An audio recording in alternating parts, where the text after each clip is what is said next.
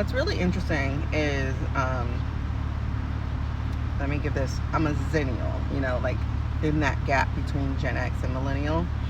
And so I grew up hearing so often from the white people of society that black people are always playing the race card, right?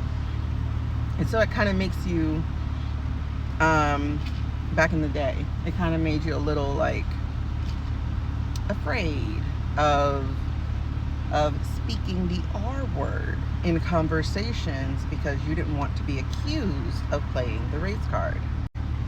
And I had the fortune of, or misfortune of, growing up in a pretty sheltered household. So we didn't talk about race or anything, to be honest. I didn't even know my history because my parents just never had that conversation. The bottom of my city, like the dreams and goals of black people were to become government workers and get a pension. Like that was it. Like, become a post office worker, get a county job, like if you got one, you made it. So that was the dream and the goals, right? But it's crazy because when you fast forward, you start realizing we're not the ones playing the race card.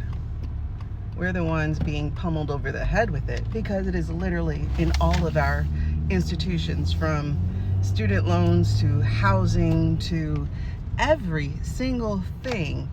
And all of it is to essentially try to price us out of this life here in this country that we basically built. Yeah, it's crazy. And so as an adult, I have come to realize that racism is notwithstanding. It is already baked into the recipe. So I don't even add it anymore because that's a given. That is what it is. It always boils down to racism. Even the misogyny that's being done against women, such as taking away their autonomy to their own body, is not because of us.